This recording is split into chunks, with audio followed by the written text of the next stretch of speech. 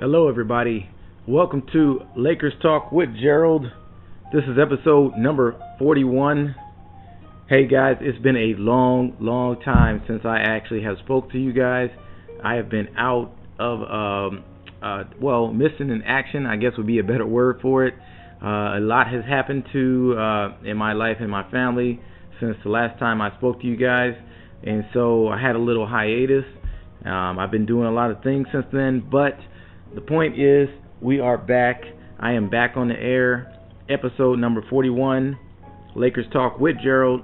This is not going to be a YouTube video, at least not video. I will put the audio out there, and you will be able to hear it out there on YouTube if you like to watch your podcast or listen to your podcast. That way, you can go certainly do that. So, guys, look, a lot has happened since the last time we talked. Last time we talked, it was February 14th, and today is March 14th. So that is a long time ago. Okay? Before we get into all what happened to the Lakers, you guys all know, I mean, you Lakers fans out there, you've been following. Yeah, it's not good news anymore. It's not a good look. Last time we knew Lakers were running for a playoff spot. LeBron had just came back. We had lost a few games. We had won some games, but we were still in the playoff hunt, very much so. As a matter of fact, everybody, including myself, it was a foregone conclusion that we were going to make that playoff spot. Probably 7th position, maybe at the best 6th position before we got in and we made a run at the playoffs. We had dreams of winning the first round, possibly winning the second round, a matchup against the Golden State Warriors. That's the kind of thing that we had dreams of. You know, it was like, Christmas was coming, and we just knew Santa was going to give us a lot of presents. We just knew. We knew we hadn't been good throughout the year. We had been bad. We had been naughty, but it was not even halfway through the year or something like that. We felt we still had plenty of time to make up. We were going to get good grades in our classes, even though we weren't doing our homework. We were going to, ace that final. We just knew we were going to do it. And then we bombed it. We bombed the final. We bombed the test. We got D's in the class. Almost failed out. I mean, some might consider not making the playoffs and the chance of not making a playoff a failure. I'm going to say a D minus. I'm not going to say a failure. A failure almost means like you didn't accomplish anything. There was nothing going on. But that's what I'm going to use, guys. That's the scenario. That's the analogy I'm going to use to describe what's going on with the Lakers right now and what happened from the last time I talked to now. Okay, guys? So, yeah, Lakers not looking too great, and we're going to dive into all that. Today, I'm not going to actually analyze any games. I'm not going to go over stats on games and how this is and how that. I'm just going to simply talk about where we are at the Lakers, what I think, things that's been going through my mind, what we have to look forward to, if you can think of anything to look forward to. I'm a type of person that I always look at the good side and the bad side of things. Okay? So we're going to talk about the bad side of things, and then we're going to talk about the good side of things. There's always a good side of something. Okay? Whether it may be what progress we've made, young guys' development, what we possibly can do going forward next year, who we can possibly get on our team to make us a better team, a viable team that we don't have to ever worry about, or not ever, but not worry about not making the playoffs for a while. So people I'm talking about is like all-star caliber people, that kind of stuff. That's what I want to talk about. Right. So let's just start off by talking about February 14th. Last time I posted an actual full post. We had just played the Atlanta Hawks. I was all pumped because I had just went to that game due to me living in Atlanta. I had just went to that game, got to saw LeBron James in a Lakers uniform up close in person for the first time ever for me. And I even got a little acknowledgement, a little shout out in a way, if you will, from LeBron James himself directly to me. You can go back and watch episode 39. That was the one that I went to the Hawks game and talked about it. You can go on YouTube and watch that video where I showed a video of LeBron giving me a little acknowledgement and back and forth and that kind of thing. So please do. But yeah, that was last. I was real hyped and everything. And then episode 40, that was the one that I dedicated to my brother, Courtney Cross. And so now this is episode 41, a month later, time off. And yeah, I just want to let's talk about, first of all, what went wrong. How did we get to this spot to where we are so many games back of a playoff spot, so many games under 500? I would not have thought we would be here at this point in the year. I would never imagine, never crossed my mind we would be at this position. I think it all started back in Houston one day, January 19th. Not Brandon Ingram. Lonzo Ball was balling, in my opinion, balling out in that game, was controlling the offense, was being aggressive, was starting to realize his true self, showing what I wanted to see in him and for a while now. I've been talking for the whole time Lonzo been on the team about how I wanted him to be more aggressive, how I saw potential in him, and I thought he had athleticism, he had the smarts and everything to be able to play aggressive and run the offense. He just was being very passive. And the last couple of weeks before he got injured, January 19th, he was playing that way. He was playing, running the offense, orchestrating the offense, demanding the ball, running his team, directing his teammates, all that kind of thing. He was doing that. And then he got injured. He had a grade 3 ankle sprain, very, very terrible ankle sprain. One of the ones that you're out months. You know, that day was the beginning of it all. That was right before LeBron James came back. But the Lakers and Lonzo Ball, I thought, was playing excellent ball for him. Running the offense, we were actually up on Houston Rockets by over 10 to 15 points when he got injured. After he got injured in the first half, second half, the Houston Rockets proceeded to come back and whoop our tail, just as we thought they would. Now, they didn't have Lonzo Ball to run that offense in the second half, and we just kind of fell apart. We didn't have that leadership, no one out there. Rondo wasn't playing in that game. LeBron James was out that game. It was Lonzo Ball there to run the show, and once he was out, we didn't have our other ball leaders, and we lost the game. That's where it all started. LeBron James eventually did come back, and when he came back, a lot of people would think, he came back 17 games later after his groin injury. And he might have came back not necessarily fully ready. He might have been like 85%, 90%, but he wasn't playing all-out LeBron with his efforts when he came back. You could tell when he did come back, he was playing, he was playing his game. He was still getting his numbers, 27, 8, and 9, or whatever it may be. But you can tell that he wasn't playing fully max out. He wasn't pushing himself max. And that's because he was coming back from that injury. He was still trying to fill it all out. He probably was still sore. And I believe him admitting that he was sore after some of the games. So it wasn't 100% LeBron. Came back. We still were winning some games, losing some games. We weren't gelling quite like we were prior to that. And next thing on top of that was right after the whole Anthony Davis trying to trade the entire team. Rumors every day of everybody's name was in the trade rumors. Brandon Ingram, Kyle Kuzma, Lonzo Ball, Josh Hart, even Rondo, damn near everybody on the team not named LeBron James were rumored to get traded. Everybody morale kind of went down because of that. You got all these young guys, 21, 20 years old, not used to hearing that, thinking they're used to being the man on the Lakers because we didn't have a LeBron James before. We had number 2 draft picks, we had number 5 draft picks, things like that. These guys were used to hearing their name being the ones they were going to build a team around.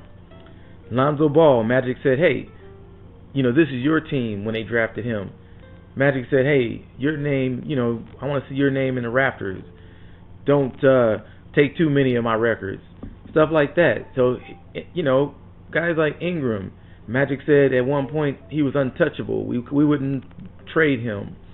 Think about that. All these guys had their heads blown up thinking we're the franchise guys to build a team around.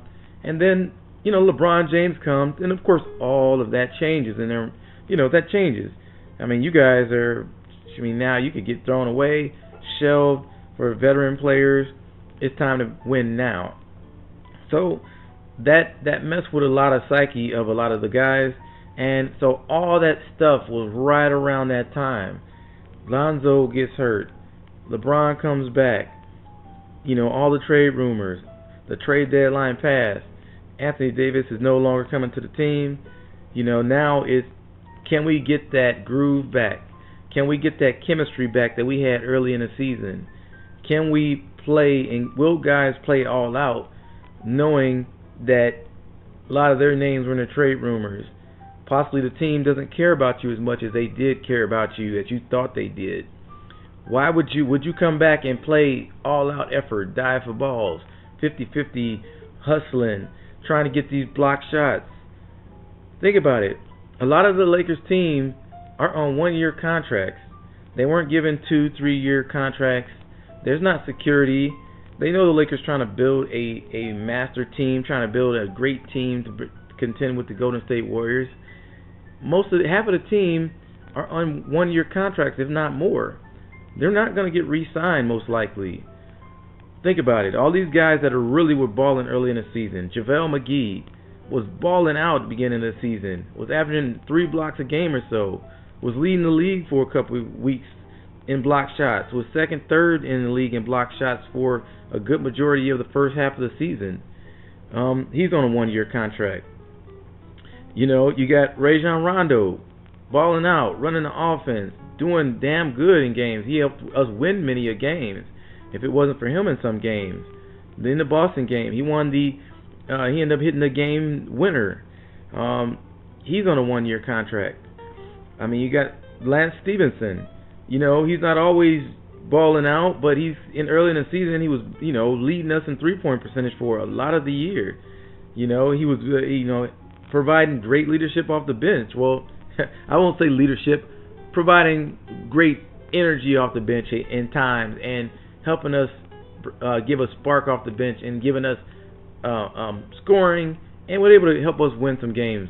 He's on a one-year contract. You got even Kentavious Caldwell-Pope, one-year contract. You got the guys that we brought in as the backup center, one-year contract. Think about it. The majority of the veterans that we have are all on one-year contracts. A lot of them heard their names in rumors also, in the trade rumors. They're not coming back. Why would they play hard? All of this stuff is added into what's going on with the Lakers right now and why we fell back. Okay? Another factor that played into it is Luke Walton's rotations. A lot of guys, a lot of teams want consistency when it comes to the rotations. No matter how many minutes they're playing, how often they play, whether they play every game, whether they start, they want to know what their role is. And they want to know that role is defined. And it's going to be that way, every game, something they can count on.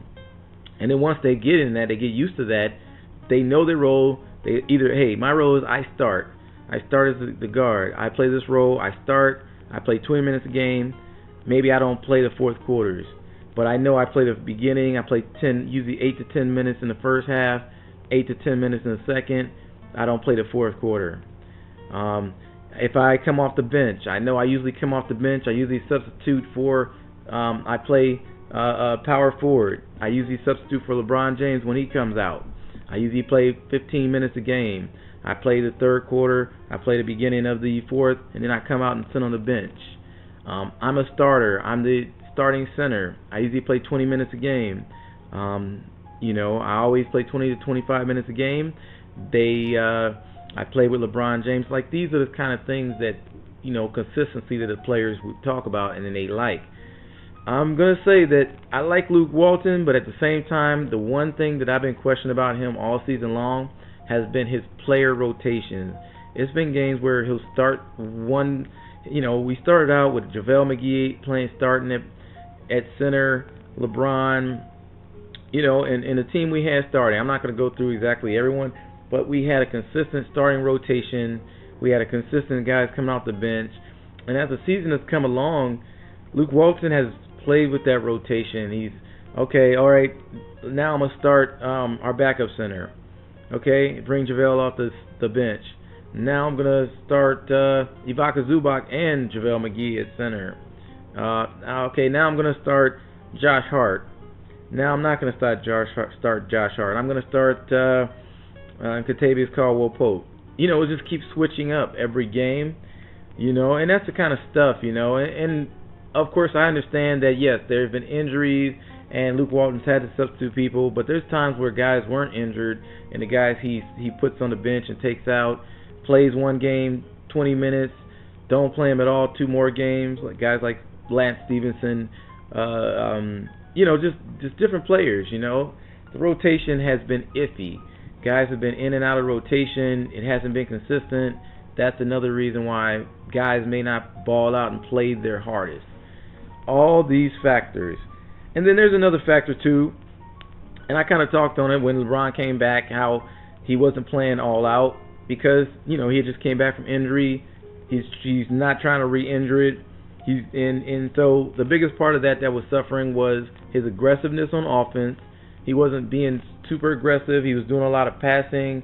He was looked like he's trying to get his team into the game. And so with that, he wasn't being his aggressive all out throughout the game, just go in aggressive trying to score every time. And then the other side of that is he wasn't playing all out defense either, when he came back, because like I said, he's coming back off that injury. He's trying to take it easy. He's trying to put his imprint on the game, but don't play too hard to re-injure, really just trying to get 100% because he's still playing sore. And just trying to play back into the offense. And then things like really just the team trying to get their groove back and trying to get their camaraderie back, trying to get their gel again. And then the other part about that, another factor, is the trade deadline. We traded Ivica Zubac, who had been playing really good. He was starting the last 10 games or whatever it may be, was playing damn good. We traded him. We traded him to the Clippers. And so we got back Muscala. I could be saying it wrong. I apologize in advance for that if I did say that incorrectly. So we traded him for him. Supposedly a big that can shoot 3-pointers, somewhere around 34%. So he wasn't just lights out, but he could shoot 3-pointers. We traded Ivica for him. We traded and got 3-point shooter off the bench. Well, he actually starts. And so we got this 3-point shooter. So that disrupted our camaraderie, I thought. Because we started this guy and he had just got to the team. He was a 3-point shooter. He's one of those guys that the Lakers say, or people say that LeBron needs around him. But I think everything that I talked about, all those things of all our young guys getting injured, Lonzo Ball, LeBron coming back from injury, not 100%, all the trade rumors, trading away Ivica, trading away other guys being on 1-year contracts, not really, knowing whether they're going to be around next year. Rotations from Luke Walton, not always consistent. LeBron James, like I said, injury, and just all these factors, all these things led into where we are today. So where are we? We are 31-36. We are 5 games back from being 500 basketball. And even though, guys, all right, I'm 20 minutes into this podcast, and listen to the background. Yep. You know what that is. That's jazz. That's instrumentals. That's easy listening. Easy listening because it's been rough. It has been rough, guys. You've been following me for all this time. You've been listening to my past podcasts. You know that that's what that easy listening is for. When we've had rough times, when we've lost after games, and in this last month, yes, it has definitely been rough. That's why we got the jazz in the background. We got the easy listening. That's my go-to. That calms me down. That eases me. All right? And that eases all you out there. I give therapy. That's what I do. I also help you guys. So I apologize for not being there. I know you've been going through some struggles. You've been stressing. You've been hurting. But I'm here now. I'm back, guys. Episode number 41, Lakers Talk with Gerald. One more thing. Early on, when I started this podcast, back in November, mid-November, I said my goal was to do at least 100 episodes of Lakers Talk with Gerald. And we're not going to stop. We are going to make it. We're going to keep going. I'm going to keep pumping these out every other day from now on. Every couple days, Lakers Talk with Gerald. We're going to get through. And once I hit 100, that's just my goal. Milestones are every 10. Once that 100 hit, who knows? I mean, we might keep going to 1,000. We're going to keep this going. Thank you. Even, you guys out there ride with me, listening to me. I appreciate you. Thank you for listening. Yeah.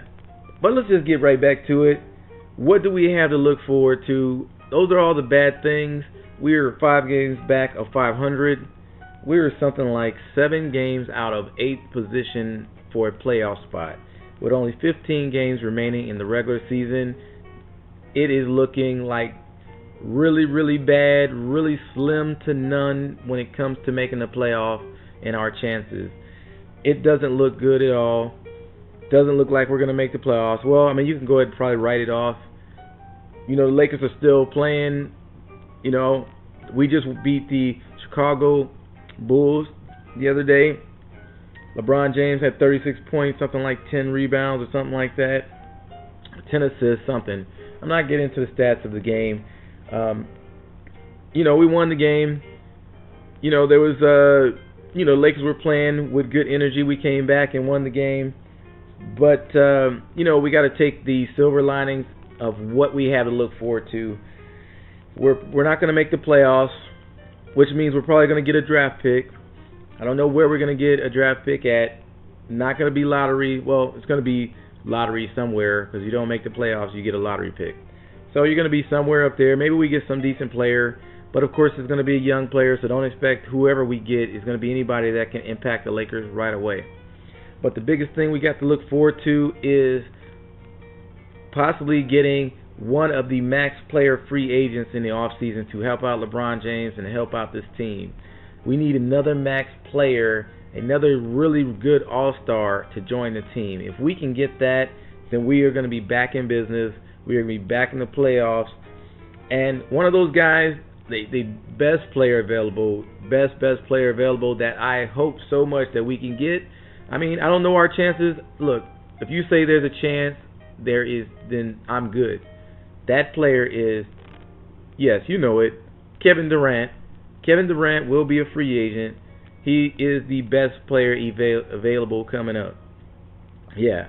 Now, a lot of people may think, he's not coming to the Lakers at all, but you never know. Even though he said that stuff about LeBron James and having a toxic environment early in the year, whatever, that's just talk. That could be just him trying to throw people off of the trail. You know what I mean? Make people think, he's not going to want to come to the Lakers. But next thing you know, they may have little talks. He is LeBron's friend. They have gone out to lunch together and done stuff like that in L.A. You never know. Would love to have Kevin Durant. Next up on that list, who's next? You got Kyrie Irving. He's also going to be a free agent. Rumors are he would love to play with LeBron again. He's even come out and been saying how, man, he kind of messed up by leaving, playing with LeBron leaving too soon because they had it good. He's the next he's the next good guy, that's great out there. Who else we got? There's also Klay Thompson. He's going to be a free agent. However, most people believe, and for the most part, I don't see any reason why he would want to leave a good thing in Golden State. So most likely, but it's going to be dependent on who they re-sign.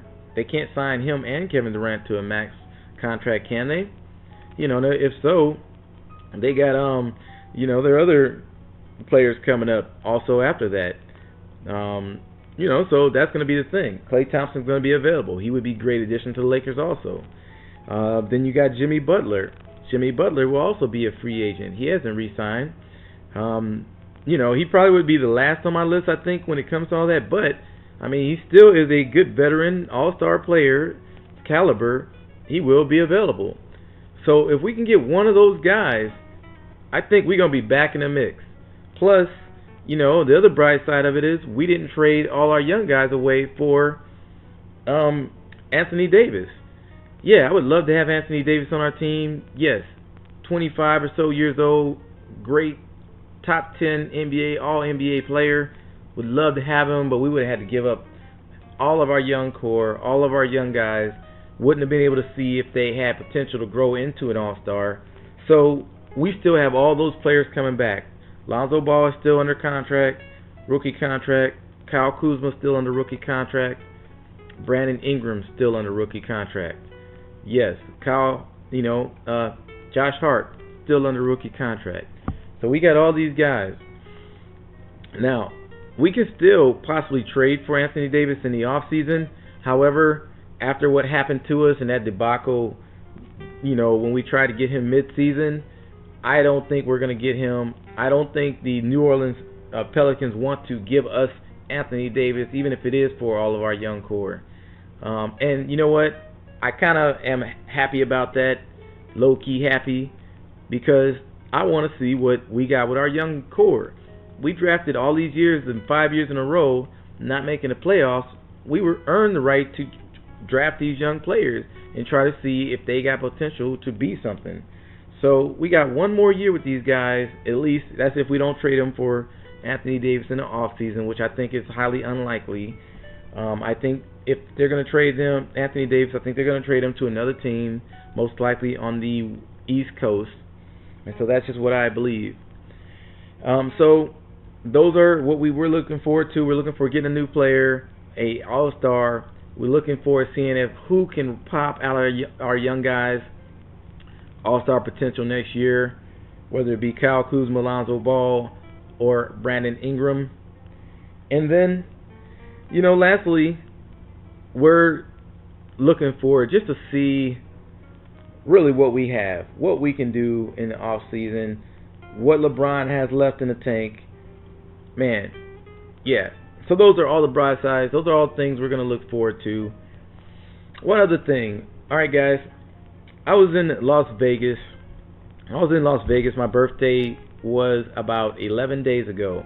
It was on March 3rd. I just turned 44 years old. I was playing some poker. Some Texas Hold'em. I love to play a little Texas Hold'em. I fancy myself to be pretty damn good. I hadn't played in a while, but it was my birthday. It was actually, the second. It was leading up to my birthday. Midnight would have been my birthday, and it was about 7 o'clock, 8 o'clock. I'm playing poker at the table, and I'm having some conversation with guys, and I end up hearing a couple people who were talking about the Lakers, and I mentioned, hey, yeah, I do a podcast. I'm a big-time Lakers fan for over 30-something years. I do a Lakers Talk with Gerald. And, I started having a conversation with a couple guys, the guys to the left of me, and I'm sorry, hey, guy, if you're listening, I don't recall your name. It was a little while ago. But if you're listening, we were talking, and you mentioned he mentioned how Lonzo Ball and what I thought about the young players. And he said that he said Lonzo Ball would not play another game in a Lakers uniform. And I said, what? What are you talking about? I said, no. I said, yeah, he will play another game in a Lakers uniform. He said that, he believed that basically Lonzo Ball wasn't going to come back this year from his injury, and he was going to get shut down, and that the Lakers are probably going to trade him in the offseason for like Anthony Davis or something. And I said, you know what? I'm going to talk about that on my next podcast. I said, Lonzo Ball is definitely going to come back before the end of this year. He is definitely going to play another game in a Lakers uniform. And I was wrong. He was right. Lonzo Ball has been shut down, is not going to play another game this year at least. He was right on the fact that he's not going to play another game this year. Now, Lonzo Ball will play another game in a Lakers uniform next year. He is not going to get traded. Mark my word. I'm saying that right now. Lonzo Ball will be back in a Lakers uniform. Just not this year. So I'm going to give you that. You got it right on that one. Kudos to you. All right. You know what that is, guys? That was my alarm right there. That means it is time to get up. But seeing as I have been up super early, and I've been up for an hour plus. But back to what I was talking about. Lonzo Ball shut it down. I also didn't mention that Brandon Ingram has been shut down for the rest of the season. He has what is being called a deep venous, excuse me if I can say that right, deep venous thrombosis. Excuse me, I'm not a doctor. I know a lot of things, but I've never heard of a deep venous thrombosis. So that's what Ingram has in his right arm. Now, I did a little small amount of research to figure out exactly what that is. Now, supposedly a deep venous thrombosis is caused by a blood clot. Okay? A blood clot that usually is frequently accompanied by swelling. Usually swelling and pain in a limb. And so they actually say that this is usually occurs in the legs, but it also can occur in the upper body. So that's what he supposedly has. He has deep venous thrombosis caused by a blood clot, and he has been shut down for the rest of the season. Supposedly he had pain whenever by raising his arm. So no Brandon Ingram, no Lonzo Ball. Even Kuzma missed a few games, but he is back now playing. He played against the Chicago Bull. And, yeah, guys, that's it, I'm just happy to be back, and I know it's been a while. I know I probably had a lot of people that haven't listened because, I haven't been putting anything out. I have not been putting content out there, but I am back to be putting content out, and so please, welcome back, and any newcomers out there, hey, we're back. That's going to do it, guys. This is episode number 41, Lakers Talk with Gerald. We are going to be back for episode number 42 coming soon. Please go ahead and listen to me on Spotify, Podbean, iTunes, all that good stuff. Lakers Talk with Gerald, episode 41. I am now officially out.